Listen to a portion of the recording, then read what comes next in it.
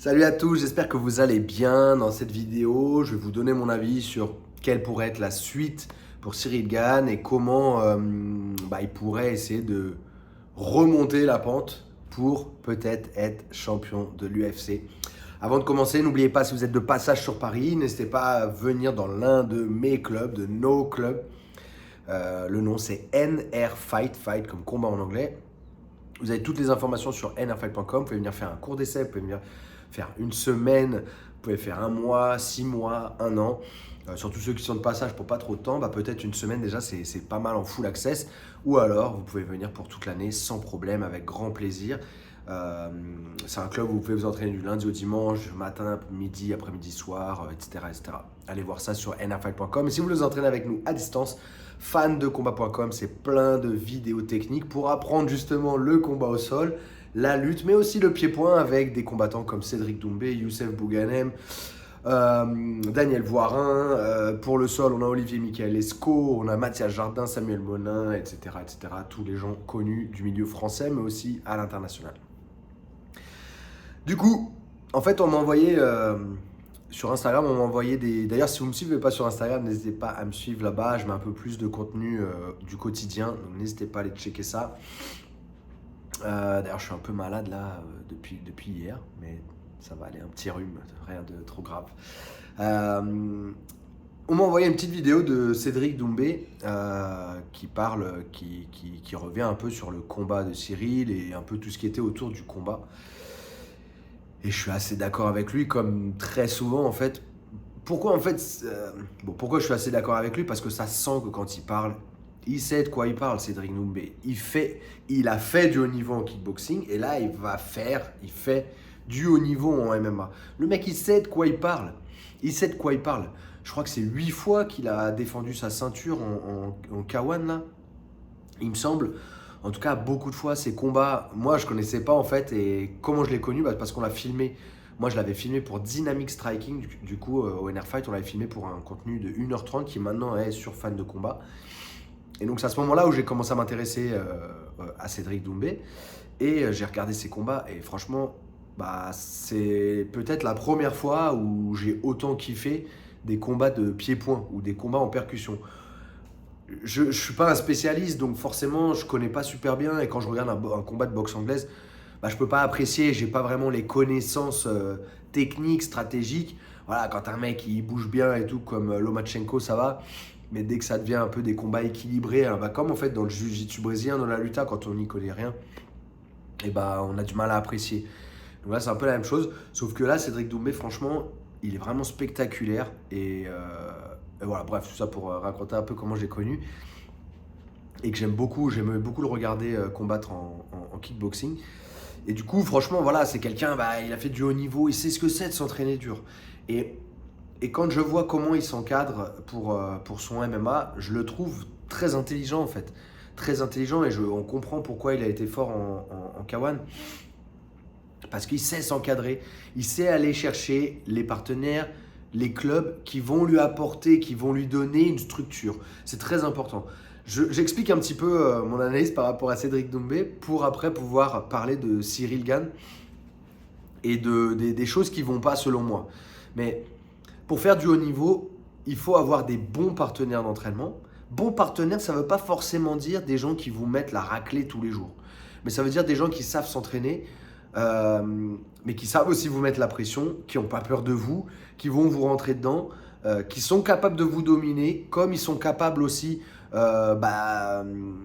de résister à la tempête que vous allez pouvoir leur amener, etc. Voilà, des bons partenaires d'entraînement, mais il faut aussi une bonne structure. Il y a trop de gens, trop de combattants, je les vois choisir leur club ou leur groupe d'entraînement par affinité. Ouais, c'est mes potes, je vais m'entraîner avec eux.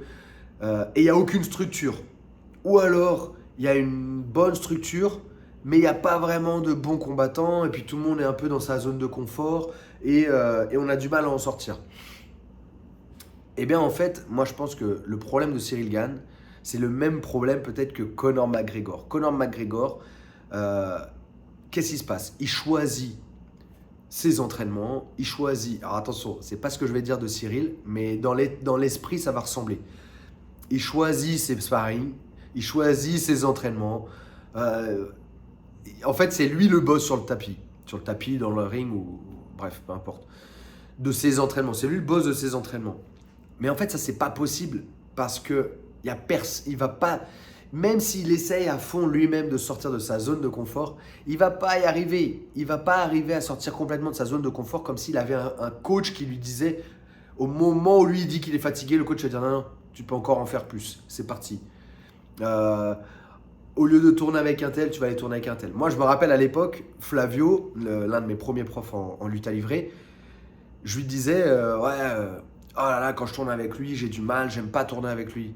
Il me disait, bah c'est parfait, tu vas tourner que avec lui jusqu'à ce que tu aimes tourner avec lui. Et c'est exactement ça en fait un prof. C'est celui qui va t'envoyer là où tu vas sortir de ta zone de confort et puis tu vas te mettre en danger et puis tu vas pas aimer ça. Tu vas pas aimer ça. Ou peut-être que tu vas apprendre à aimer ça, mais tu vas pas aimer ça. Et je pense que Cyril Gane a besoin d'une ambiance comme ça. Il a besoin de trouver des sparring partenaires déjà. Ça, c'est la grande difficulté des lourds. La difficulté des lourds, c'est de trouver des sparring partenaires de leur niveau ou des sparring partenaires qui peuvent leur mettre la pression. Moi, on avait un peu le même problème. Alors, au NR Fight, à un moment, on avait une grosse quantité de poids lourds. C'était dans les tout débuts quand j'ai monté ma première salle. On avait des fois à l'entraînement, j'étais le plus léger quoi. Il y avait que des mecs qui faisaient plus de 90 kilos. Et à des entraînements, on était 25 sur le tatami et puis il devait y avoir 10 à 12 mecs qui faisaient plus de 100 kilos quoi. Et franchement, ça faisait vraiment plaisir. Enfin, c'était cool. C'était cool. Bon, ça dépend pour qui s'entraînait avec eux. Mais ce qui était cool, moi ce que je kiffais en fait, c'était de faire en sorte, moi je suis un poids léger, de faire en sorte que je leur apporte la mobilité des poids légers. Et franchement, les lourds qu'on avait, ils bougeaient vraiment bien. Au bout d'un moment, s'entraîner avec nous au sol, ils commençaient à vraiment bien bouger et à bien connaître le sol. Bon, après, personne n'a fait du haut niveau parce que vie de famille, travail ou autre, personne n'a fait vraiment le choix d'aller dans la direction du haut niveau. Mais on a eu une bonne période où on avait vraiment beaucoup de lourds. Aujourd'hui, on n'en a plus. On n'en a plus du tout. On n'en a que des moins, ça va jusqu'à 90 kilos. Mais voilà, c'est la grosse difficulté, c'est de trouver des lourds qui ont envie de rentrer dedans. En France, il n'y a pas beaucoup de lourds. Et le peu de lourds qui font un peu de compète, ils ne s'entraînent pas ensemble. Mais bon, après ça, c'est une autre histoire. Je pense que c'est aussi une histoire de chacun est dans son club. C'est un peu compliqué. Je sais qu'il y a eu des projets aussi, on m'avait contacté pour faire des projets où c'était des équipes, ils voulaient faire des équipes de mecs qui font plus de 100 kilos. Il y a eu des projets comme ça. Mais voilà, c'est compliqué. Aux États-Unis, le pays est tellement grand et puis il y a beaucoup plus de poids lourds. Donc c'est un peu plus facile de trouver des poids lourds qu'en France. Après ça, c'est juste une observation, c'est pas une étude, j'ai pas été calculé exactement. Mais j'imagine qu'il y a beaucoup plus de facilité de trouver des poids lourds aux États-Unis, en tout cas qu'en France. Donc déjà, il faut revoir les sparring qu'il a. Les sparring que Cyril Gane a à l'entraînement régulièrement, pas juste sur un camp d'un mois, régulièrement tout au long de l'année. Deuxième chose, c'est ses encadrants. Il faut voir, en fait, il faut qu'il ait des profs, des coachs qui ne sont pas fans de lui ou en fait qui veulent qu'il donne le maximum à l'entraînement, qu'il le fasse sortir de sa zone de confort. Comme disait Cédric Doumbé, j'aimais bien cette image. On le voit avec une belle paire de gants, on le voit avec des belles chaussures, on le voit avec un beau short, mais on le voit jamais à terre en train de souffrir. Et c'est ça en fait, c'est ça. L'entraînement de haut niveau ou l'entraînement, c'est pleurer en rentrant chez soi parce que c'était dur. Être par terre à la fin de l'entraînement, des fois presque être au bord de craquer. Est-ce que Cyril Gane est dans ces conditions-là à l'entraînement? Je suis vraiment pas sûr. Je suis vraiment pas sûr. Et c'est de ça dont on a besoin pour faire du haut niveau. Je fais pas du tout cette vidéo pour essayer de critiquer quoi que ce soit. C'est vraiment pour vous expliquer ce que c'est que le haut niveau. Je pense qu'on va tous respecter un peu plus les athlètes. On va plus respecter un peu plus nos athlètes, les sportifs de haut niveau, en comprenant ce que c'est. En comprenant ce que c'est que faire du haut niveau et en voyant que, en fait, c'est 2-3 entraînements par jour, du lundi peut-être des fois jusqu'au dimanche. Et les mecs, ils vivent que de ça, quoi. Ils font que ça. Enfin, vivre peut-être pas financièrement, mais vivre au quotidien, c'est que ça, quoi. Ils se réveillent et chaque minute dans leur journée, Elle est dirigée vers le succès, vers la victoire. Et ça, je l'ai vraiment ressenti avec John Jones tout au long de la Fight Week. Tout au long de la Fight Week, il n'y avait pas une minute où c'était pas dirigé vers la victoire. Il n'y avait pas une minute qu'il n'utilisait pas pour analyser Cyril. Il n'y avait pas une minute où il n'était pas en train de faire quelque chose pour la victoire en fait. Non, il n'était pas en train de jouer à la PlayStation. Il n'était pas en train de jouer... Encore une fois, bon, c'est une image. Après, si Cyril, ça lui fait du bien et tout, il n'y a pas de souci, mais il faut que ce soit bien régulé. Mais c'est comme des fois, je dis aux compétiteurs du club, y en a beaucoup, je me suis couché à 2h du matin, je suis resté sur Netflix, j'ai joué, vas-y, on se retrouve après l'entraînement, on va jouer à la console. Mais pour moi en tout cas, c'est pas bon. C'est pas ça que vous devez faire. Au lieu de passer du temps à la console, au lieu de passer du temps à regarder Netflix, vous devez être là en train d'étudier le sport. C'est une étude, vous êtes en formation. Et pendant 5 ans, 10 ans, 15 ans, vous êtes en formation et vous devez comprendre. Le sport, il évolue, les adversaires changent régulièrement. Vous devez étudier ce sport si vous voulez faire du haut niveau. Si vous ne voulez pas faire du haut niveau, il n'y a pas de souci. Jouez à la PlayStation, regardez Netflix, couchez-vous tard. C'est pas grave, c'est pas grave. Vous n'avancerez pas rapidement. Mais si vous faites du haut niveau, c'est pas possible. C'est impossible de faire ça. Donc je reviens au niveau des coachs. Moi, je pense que Fernand Lopez, c'est un bon coach, mais c'est surtout un excellent manager. Un excellent manager. Il a emmené 2 poids lourds à l'UFC pour la ceinture, qui ont fait même un main event. Enfin, c'est quand même incroyable. C'est un très, très bon manager. En coach, je pense que c'est un bon entraîneur, mais pour du haut niveau, il n'a pas les qualités. Il n'a pas la technicité. On en a déjà parlé sur d'autres vidéos, je ne vais pas en reparler ici, mais il n'a pas la technique fine du sport dont Cyril Gane a besoin. Il n'a pas ça. Par contre, c'est un bon entraîneur. C'est un bon entraîneur. Il va vous faire combattre, voilà. Il va vous emmener au RS, il va vous emmener sur des bonnes organisations, il va vous faire arriver à l'UFC. Mais arriver à l'UFC, arriver dans les 20 premiers, il faut des mecs qui sont des techniciens. Il faut des mecs techniques. Parce que derrière, encore une fois, il y a la technique et au-dessus, il y a la stratégie. La stratégie, elle va se faire en fonction de la quantité de technique que vous avez. Si vous n'avez pas assez de technique, les stratégies qui vont être proposées vont être trop petites et des fois, en fait, vous allez devoir faire la même chose tout le temps. Comme Cyril qui est fait... comme Cyril qui nous propose tout le temps le même jeu, quoi. Après, il va affiner un petit peu 2-3 trucs par rapport à l'adversaire. Voilà, j'ai remarqué que quand je me déplace à droite, je suis plus en danger, donc je vais me déplacer plus à gauche. Si je me déplace à droite, je dois plus reculer, laisser plus d'espace pour qu'il n'y ait pas de danger, et ainsi de suite. Mais voilà, la stratégie générale, ça va être toujours la même. Parce qu'il n'y a pas eu ce travail-là de fait au sol, en lutte. Mais ça, c'est pourquoi? Parce qu'il a commencé tard. Il a commencé tard. Et normalement, s'il a commencé tard, il devrait avoir, je pense, un peu plus faim aujourd'hui d'entraînement. Il devrait vouloir s'entraîner régulièrement, tout le temps, vouloir apprendre ce sport parce que c'est son gagne-pain et parce que je pense que voilà, il kiffe quand même. Je pense faire. Il y en a plein, ils le critiquent. Il est venu juste prendre son chèque et tout.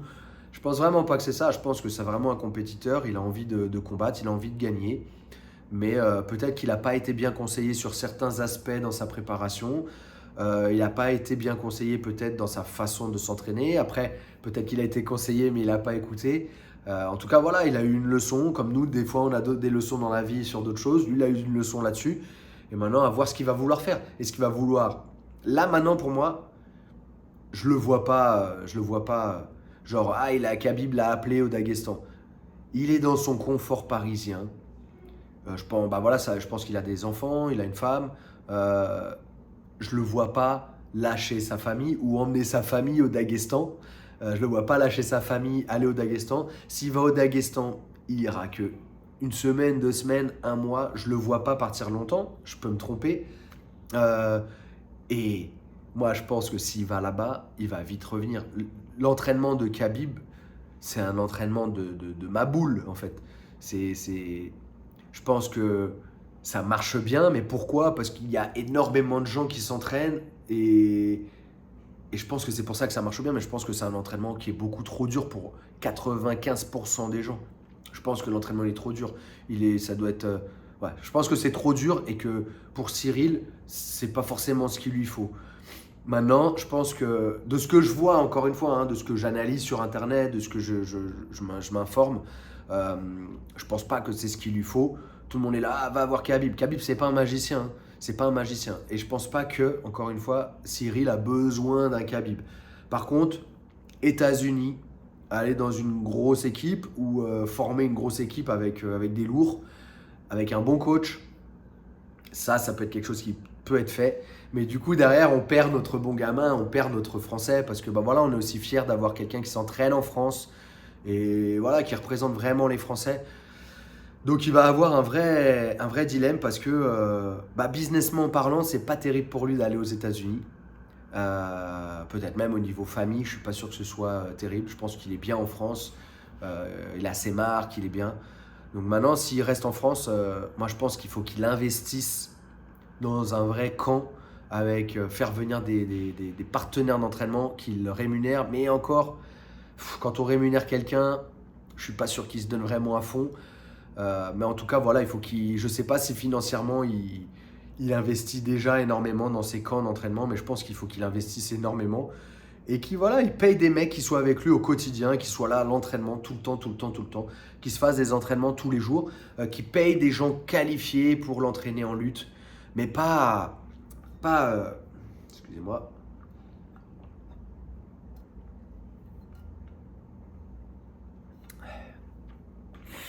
pas, malheureusement, en France, ils peuvent dire ce qu'ils veulent, mais moi j'en ai fait des cours de lutte. Je me suis entraîné avec pas mal de lutteurs. Et c'est triste à dire, ils vont sûrement m'insulter après, mais ils n'ont pas la méthodologie en fait. Pourquoi la lutte? Tout le monde a envie de faire de la lutte. Tout le monde veut faire de la lutte en France. Mais pourquoi il n'y a personne qui va faire de la lutte? Parce que les cours, ils sont horribles. Les cours sont horribles.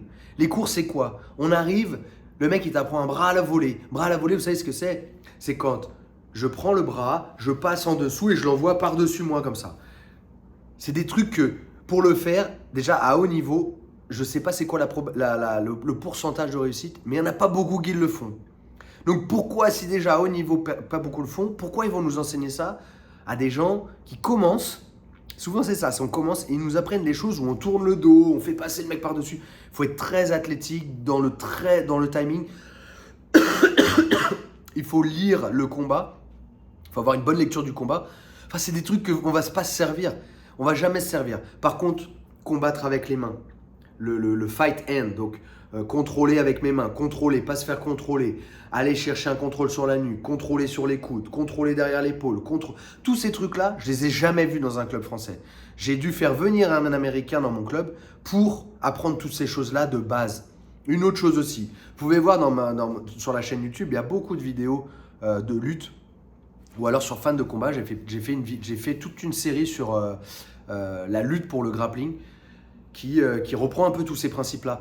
Aussi pareil, les lignes de défense. Ma première ligne de défense, c'est ma tête. Ma tête, elle doit toujours être au milieu. Elle doit toujours être entre la tête de mon adversaire et mes jambes. Toujours.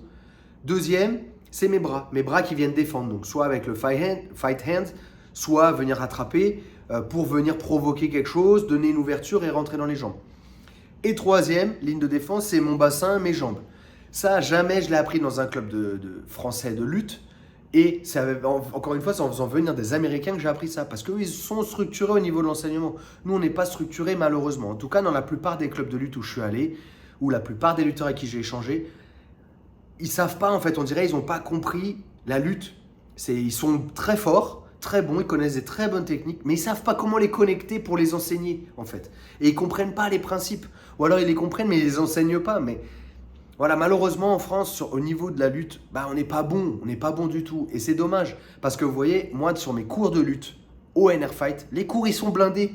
Les cours, ils sont blindés. Et pourtant, ceux qui enseignent, c'est pas des mecs qui ont fait l'INSEP. C'est pas des mecs qui sont allés faire les championnats de je sais pas quoi. Mais c'est des mecs qui sont passionnés, qui se sont intéressés, qui ont essayé d'étudier le sport. Et on a essayé d'utiliser la méthodologie qu'on utilise en lutte à livrer, JJB, pour la mettre en lutte. Et ça marche très bien. Ça marche très bien. On n'a pas pour l'instant des mecs d'un haut niveau en lutte. Par contre, lutter avec nos gars en MMA, à l'entraînement, la compétition c'est autre chose. Il y a plein de facteurs qui rentrent en compte.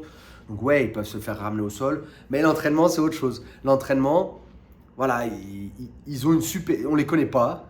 Les mecs, des fois, je reviens, il y a des mecs qui sont là, je connais pas, je lutte avec eux. Putain, j'arrive pas à les ramener au sol, ils me ramènent au sol. Je fais, waouh, les mecs, il y a une super évolution, quoi. Donc, pour revenir au cas de Cyril, s'ils veulent, il faut faire venir un Américain ou faire venir... même les Russes, en fait. Malheureusement, en tout cas, moi, je suis jamais tombé sur un Russe ou les gens de l'Est qui ont une bonne méthodologie d'enseignement pour progresser rapidement. C'est beaucoup de volume, beaucoup de sparring, beaucoup de physique, mais il n'y a pas beaucoup de techniques et surtout des techniques connectées pour qu'on puisse les comprendre. Par exemple, du plus simple, la plus simple à la plus compliquée, les principes de combat, etc. Ça, je les ai jamais vus et jamais sur des vidéos et ni à l'entraînement. Mais après, je peux me tromper, il peut y en avoir bien évidemment. Mais je pense que voilà, c'est pour ça que les Américains, ils sont forts. Dès qu'ils font un sport, ils sont très forts. Pourquoi? Parce qu'ils savent créer une méthodologie de l'entraînement. Ils vont vous décortiquer les techniques et puis ils vont dire ok, ça c'est des techniques simples, on va commencer avec celle-là. Ça c'est des techniques intermédiaires, ça c'est des techniques un peu plus compliquées, avancées. Et en fait, après, avec ça, ils vont faire un travail. Et c'est pour ça qu'ils sont bons et que bah, voilà, ils ont ces résultats-là dans n'importe quel sport dans lesquels ils vont. Donc voilà, donc je pense que Cyril, pour terminer, déjà, c'est est-ce qu'il va vouloir sortir de sa zone de confort? Ça, j'en suis pas sûr. Il a déjà un certain âge, il a déjà une très bonne qualité de vie maintenant. Il a fait quand même pas mal d'argent là avec ses quelques combats à l'UFC. Il va encore faire quoi? Je pense qu'il peut encore en faire 2, 3, peut-être 4. À chaque fois, il va prendre le million ou un peu plus que le million, je pense. Voilà, il peut mettre sa famille à l'abri. Derrière, bon, je pense qu'il est très actif sur les réseaux sociaux, donc il fait de l'argent avec les réseaux sociaux. Voilà, tout le monde le connaît. Est-ce qu'il va vouloir sortir de ça? Est-ce qu'il va vouloir mettre de côté tout ce truc, tout cet univers un peu de célébrité qu'il a gagné? Est-ce qu'il va vouloir passer à côté de ça pour être dans une salle tout le temps, H24, et puis en sortir? Est-ce qu'il va vouloir faire ça? Je suis pas sûr et je le comprends. Et je le comprends, hein, c'est pas une critique. Je le comprends s'il veut pas le faire. Voilà, il a déjà un certain âge, il a une famille, il a gagné pas beaucoup d'argent. Donc est-ce qu'il va vouloir le faire? Je ne pense pas. Mais s'il veut aller chercher la ceinture de l'UFC à nouveau, il va falloir qu'il fasse ces efforts-là. C'est obligatoire. C'est obligatoire. Et donc avoir 5, 6, 7 lourds d'un très bon niveau avec lui au quotidien pour tous les entraînements et qui s'entraînent que avec eux. Des mecs aussi bien pieds-points que lutteurs, que sol. Des mecs qui font plus de 100 kilos, athlétiques. Il faut qu'il s'entoure s'il reste avec Lopez. Moi, je ne pense pas que ce soit une mauvaise chose qu'il reste avec Fernand Lopez. Maintenant, il faut que Lopez il accepte d'être avec d'autres personnes et qu'il leur donne du pouvoir à ces gens-là. Et qu'il leur donne des responsabilités et qu'il leur donne de la lumière. Qu'il arrête de prendre la lumière que pour lui, mais qu'il n'ait pas peur de ça. Il ne faut pas qu'il ait peur de ça. Je ne comprends pas pourquoi il a peur de ça. C'est lui le head coach, c'est lui le MMA Factory. Il n'y a pas de problème s'il laisse ça, il n'y a pas besoin d'avoir peur. Je pense qu'il faut qu'il fasse cet effort-là, lui, pour faire venir d'autres coachs plus compétents que lui sur des aspects, pour avoir une vraie équipe d'entraînement et pour pouvoir entraîner Cyril pendant 1 an et demi, sur du haut niveau, sur beaucoup de techniques, travailler des stratégies différentes, et puis voilà, et c'est comme ça qu'il va réussir à revenir. Mais tout ça, je suis pas sûr. Et bon, de toute façon, les prochains mois nous diront quel sera leur choix, quels seront les choix de Lopez et de Cyril.